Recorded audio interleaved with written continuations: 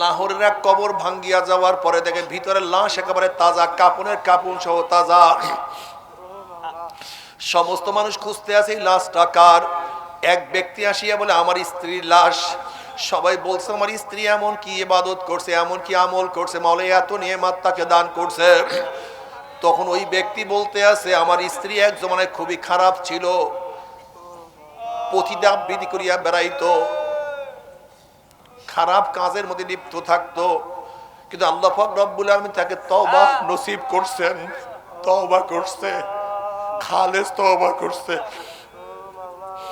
আমার সাথে বিবাহ হওয়ার পর আমাকে খ্যাতমত করে আমাকে শোয়াইয়া দিত, কিন্তু সে আর বিছানায় পিঠ লাগাইতো না, সে মাওলার সামনে দাঁড়াইয়া যাইতো আর কাঁদতো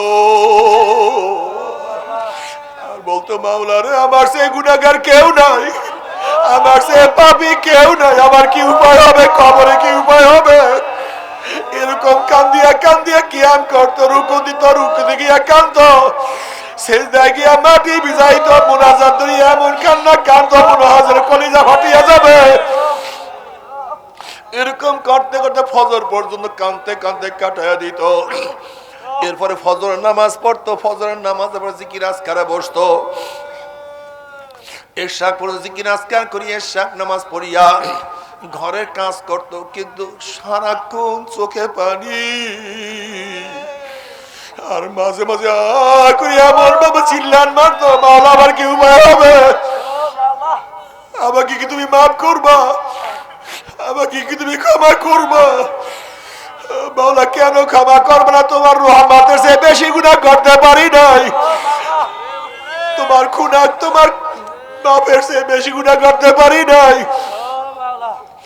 যদি আমার গুনাহ সাগরের পানি পরিমাণ হয় তোমার রহমত তার চেয়ে অনেক বেশি, আমার গুনাহ যদি বৃষ্টির ফল ফোটার পরিমাণ হয় তোমার রহমত তার চেয়ে অনেক বেশি, আমার গুনাহ যদি বালু কণিকা পরিমাণ হয় তোমার রহমত তার চেয়েও বেশি। মাওলা আমাকে মাফ না করলে আমি কিভাবে থাকবো, কিভাবে কবরে থাকবো, আমি জাহান্নামের আগুন সহ্য করতে পারবো না, তুমি আমাকে মাফ করিয়া দাও। এরকম কাঁদতে কাঁদতে কাঁদতে কাঁদতে মৃত্যুবরণ করছে। আল্লাহ মাফ করিয়া দাও।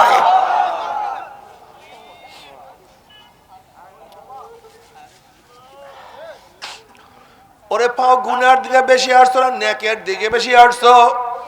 ওরে মন গুনাহ যা করছো তওবা করতে পারছো কি পারো নাই? আবার তওবা যা করছো আমার মাওলায় মাফ করছে কি করে নাই?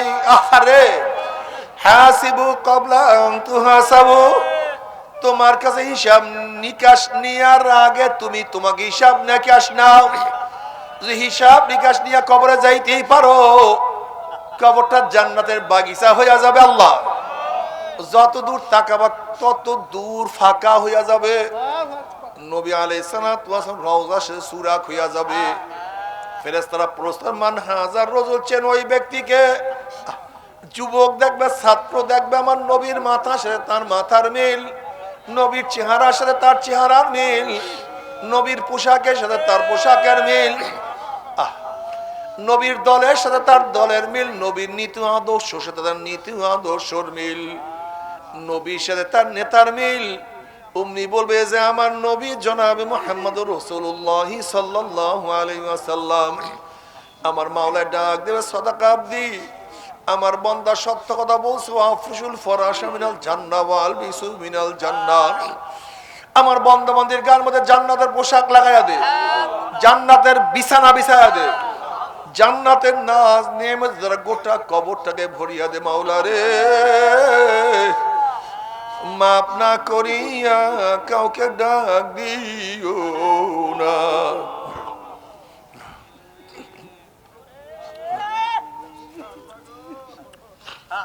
কিন্তু আমার বেনামাজি বাবার হারাম খোরের দলেরা, বাবারা আমার ফের রাগ করিও না, তুমি তোমার কবরে রওনা করছো, আমি আমার কবরে রওনা করছি, তুমি তোমার জবাব দিবা, আমি আমার জবাব দেব। যখন ফেরেশতারা প্রশ্ন মান হাজার রজুল, চেন ওই ব্যক্তিকে?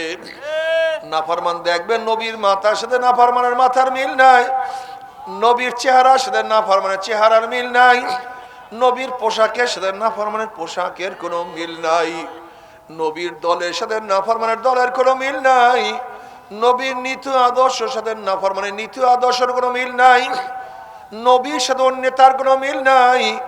তখন নাফরমান আমার নবীকে চিনতে পারবে না।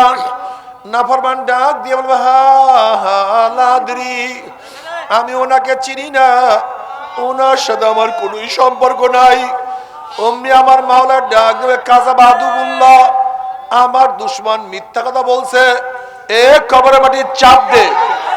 অমনি কবরের দুই পাশের মাটি এত জোরে চাপ মারবে, চাপের চলে এক পাঁজরে হাঁটি আর এক পাঁজরে লাগাইয়া ফালাইবে।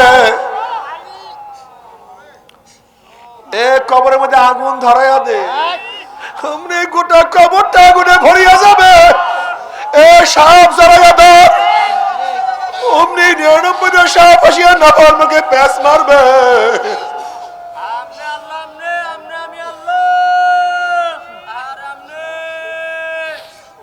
মাফ করিয়া দে। ও বড় লোক বাবারা,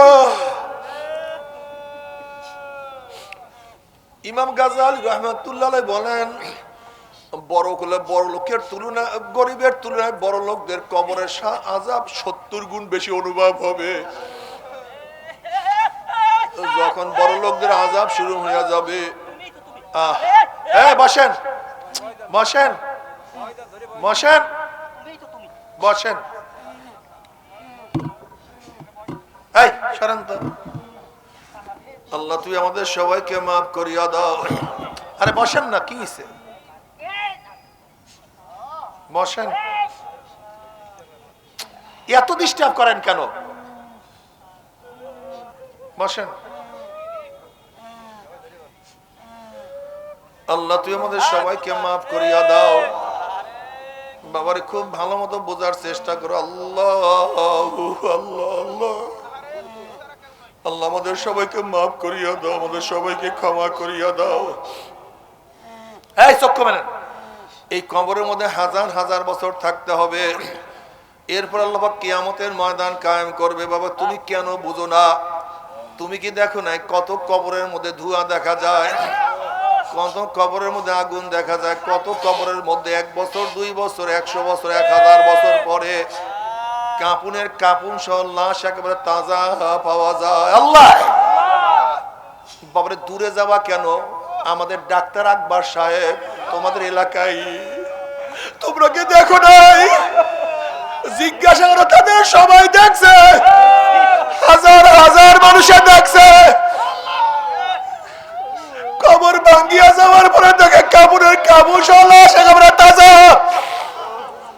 ওরে নাফরমানির পরে কিছু বুঝে আসবে না।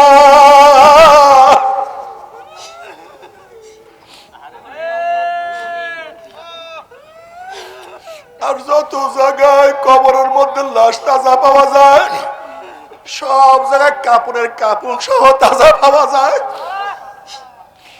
এবং সব জায়গায় আল্লাহ ওয়ালাদের লাশ তাজা পাওয়া যায়। বিশ্বাস হয় না? কুড়িগ্রাম যাও, আমাদের মাদ্রাসার সামনে বসিরউদ্দিন মুন্সি, যাকে ঘুঘু মুন্সি বলতো এলাকার মানুষ, 25 বা 27 বছর পরে কাপুনের কাপুন সহ লাশ একেবারে তাজা। প্রথম তিস্তার ভাঙ্গনে একবার লাশ ভাঙ্গিয়া গেছে, কবর ভাঙ্গিয়া গেছে, দেখে একেবারে তাজা, কাপুনের কাপুনও তাজা। অদূরে আর এক জায়গায় দাফন করছে, অনেক বছর পরে সেখানেও কবর ভাঙ্গিয়া গেছে, দ্বিতীয়বার দেখে লাশ একেবারে তাজা। এরপরে তৃতীয়বার আমাদের মাদ্রাসার সামনে নিয়ে দাফন করছে। বাবারে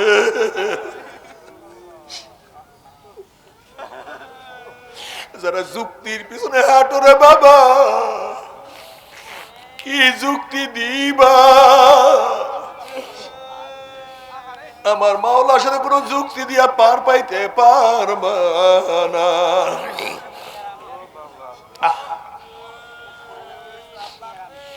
ও আমার ছাত্র বাবারা, ও ব্যবসায়ী বাবারা, আজকে দুনিয়ার পরীক্ষায় একবার ফেল করলে বারবার পরীক্ষা দিয়ে পাশ করার আশা করা যায়। আজকে দুনিয়ার ব্যবসায় একবার লস খেলে বারবার ব্যবসা করিয়া লাভ করার আশা করা যায়। আজকে দুনিয়ার মামলায় ম্যাজিস্ট্রেট করে হারলে জজ করে আপিল করিয়া, জজ করে হারলে হাই করে আপিল করিয়া, হাই করে হারলে সুপ্রিম করে আপিল করিয়া যে তার আশা করা যায়। কিন্তু খোদা না খাস্তা মওয়াতের মামলায়, কবরের মামলায়, কিয়ামতের মামলায়, ওই মিজান পুসরাতের মামলা যদি একবার স্লিপ কাটিয়া যায় আর তো দ্বিতীয়বার আপিল করা যাবে না। আল্লাহ তুই আমাদের সবাইকে মাফ করিয়াই দাও, আমাদের সবাইকে ক্ষমা করিয়া দাও। যদি তওবা করার মধ্যে তওবা করে, আমার মাওলা কত নিয়ামত দান করে। আমার দাদা জান রাহমাতুল্লাহ আলাইহি তার কিতাবের মধ্যে একটা ঘটনা নিয়ে আসছেন। লাহোরের এক কবর ভাঙ্গিয়া যাওয়ার পরে দেখে ভিতরে লাশ একেবারে তাজা, কাপনের কাপন সহ তাজা। সমস্ত মানুষ খুঁজতে আছে এই লাশটা কার। এক ব্যক্তি আসিয়া বলে আমার স্ত্রীর লাশ। সবাই বলছে আমার স্ত্রী এমন কি ইবাদত করছে, এমন কি আমল করছে, মাওলা এত নিয়ামত তাকে দান করছে। তখন ওই ব্যক্তি বলতে আছে আমার স্ত্রী এক জমানায় খুবই খারাপ ছিল, পতিতা আবৃত্তি করিয়া বেড়াইতো,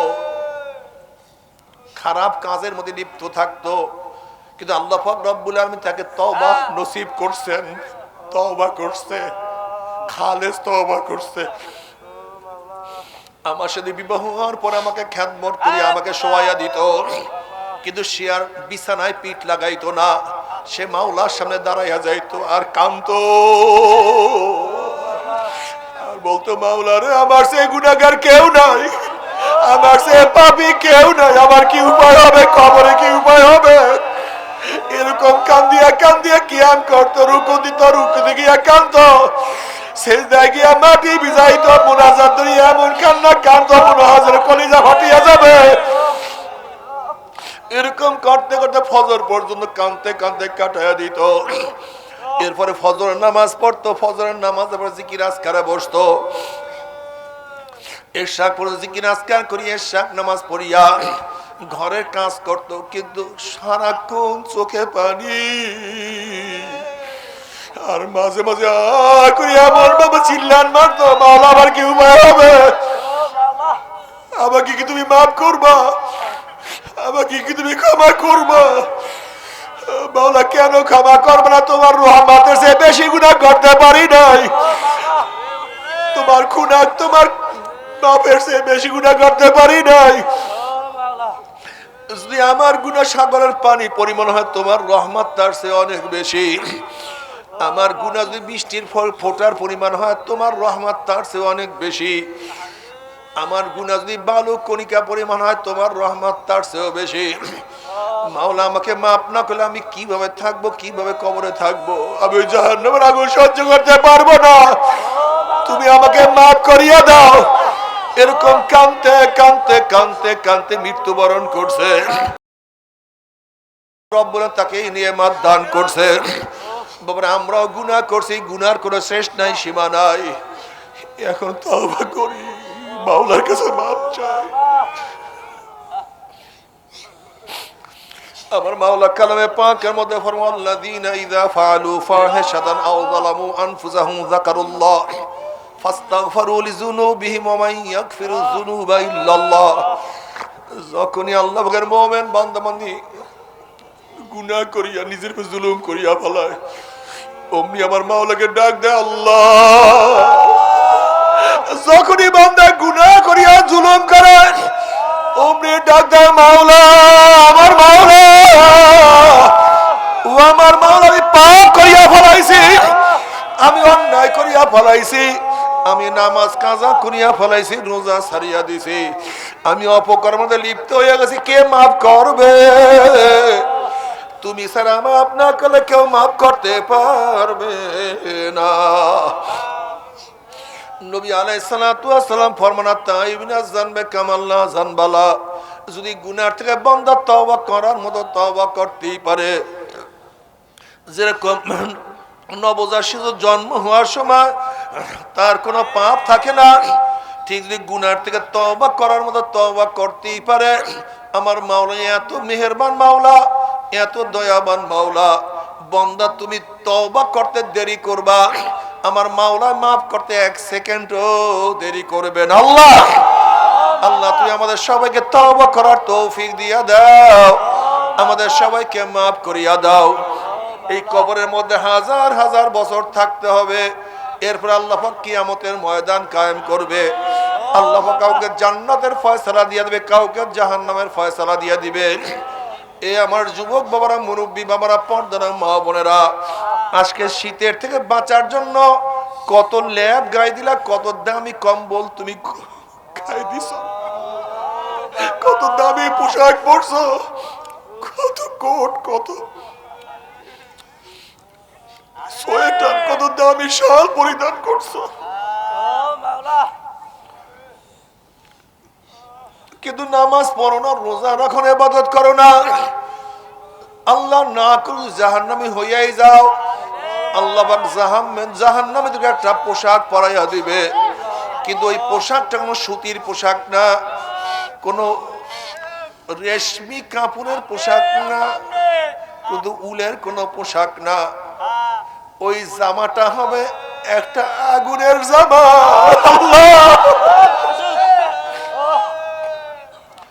ওই জামাটা হবে জাহান্নামের একটা আগুনের জামা। নাফরমান দুই হাত দিয়ে শুধু জামা ছিঁড়িয়া ফেলাবার চেষ্টা করবে, জামা খোলার চেষ্টা করবে, খুলতে পারবে না, সহ্য করতে পারবে না, কিন্তু জামার আগুন শরীরের সমস্ত চামড়া গোস্ত পোড়াইয়া ফেলাইবে। নাফরমান সহ্য করতে পারবে না, শুধু লাফাইবে আর দৌড়াইবে। আল্লাহ তুমি আমাদের সবাইকে মাফ করিয়া দাও।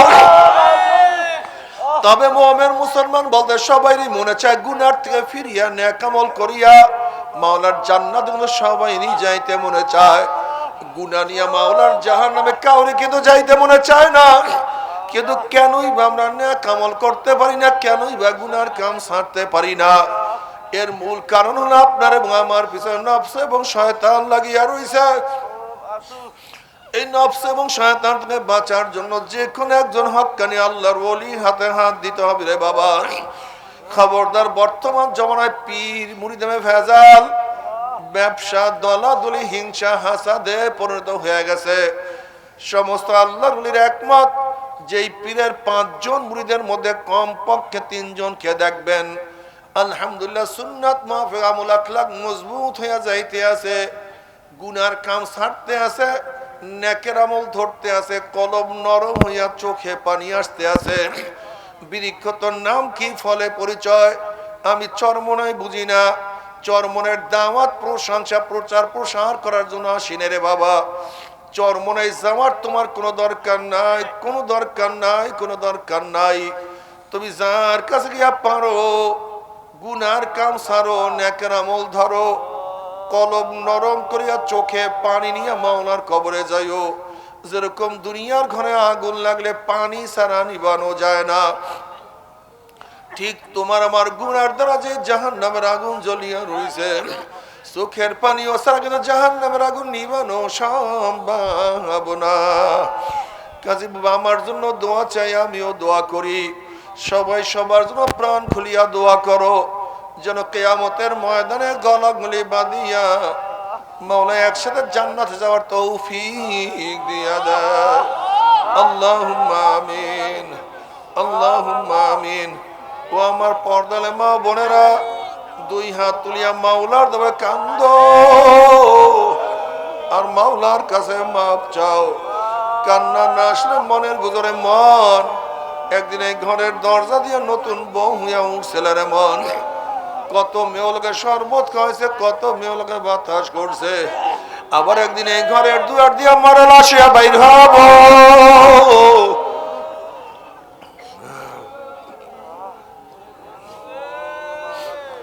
ছেলে কানবে মামা করে, মেয়ে কানবে মামা করে, ওরে মান জবাব তোমার দিব। আল্লাহ আল্লাহ কত আলেম ওলামা নিয়ে হাত তুললাম রে মাওলা।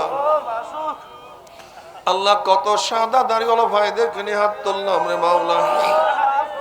আল্লাহ কত বেগুনের নামালেক তালবে আলিম ভাইদেরকে নিয়ে হাত তুললাম রে মাওলা। আল্লাহ কত জাকিরিন শাকির খাস খাস বান্দাদেরকে নিয়ে হাত তুললাম রে মাওলা। আল্লাহ আমি তো গুনাহগার, আমার দিকে না তাকাইয়া তোমার যেই বান্দার হাত পছন্দ হয় তার উসিলে আমাদের সবার গুনাহ খাতা মাফ করে দাও। আল্লাহ আল্লাহ তুমি মাফ করবাই না, ক্ষমা করবাই না। তাহলে তোমার বন্দার এখানে কেন আসছে?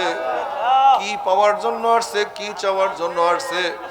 আমরা দুনিয়া পাওয়ার জন্য আসি নাই, দুনিয়া চাওয়ার জন্য আসি নাই। দুনিয়ার বিপদে পড়িয়াও কেউ আসি নাই। কেউ নামাজ কাজা করিয়া ফেলাইছে, কেউ রোজা সারিয়া দিছে, কেউ বেপরদা উপকর্মের মধ্যে লিপ্ত হয়ে গেছে, কেউ হারাম কবিরা গুনাহ করিয়া ফেলাইছে। আল্লাহ, আমরা জাহান্নামের কাজ করিয়া ফেলাইছি। আল্লাহ, জাহান্নামের খাতার থেকে আমাদের নামটা কাটিয়া দাও। আল্লাহ, জাহান্নামের খাতার থেকে আমাদের নামটা কাটিয়া দাও। জান্নাতুল ফেরদাউসের মধ্যে আমাদের নামটা উঠায়া নাও। আল্লাহ, আমরা যারা হাত তুললাম জানি না কার মা নাই, বাবা নাই, স্ত্রী নাই, সন্তান নাই, দাদা নাই, দাদু নাই, নানা নাই, ননু নাই। আল্লাহ, যত মুমিন মুমিনাত, যত মুজাহিদরা কবরে শুয়ে আছে সবার কবর আযাবকে মাফ করে দাও। ইয়া আল্লাহ, খাস করে আমাদের শাইখ ও মুর্শিদের কবরকে জান্নাতের বাগিচা বানায়া দাও। মা দাদা সহ তামাম দুনিয়ার মাশায়েখদের মাকামকে জান্নাতের মধ্যে বুলন্দ করে দাও। আমাদের ডাক্তার আকবরের কবরকে জান্নাতের বাগিচা বানায়া দাও। আমাদের আহলা ওলামার খাস গোলাম বাদশা কবুল করে নাও। রব্বানা হাব লানা মিন আজওয়াজিনা ওয়া যুররিয়্যাতিনা কুররাতা আইনুন ওয়াজআলনা লিল মুত্তাকিনা ইমামা। রব্বিরহামহুমা কামা রাব্বায়ানি সগীরা। ওয়া সাল্লাল্লাহু তাআলা আলা খায়রি খালকি মুহাম্মাদিন ওয়া আলিহি ওয়া আসহাবিহি ওয়া আজওয়াজিহি ওয়া আতবাইহি আজমাইন। আরহামনা মা'হুম برحمتك يا أرحم الراحمين.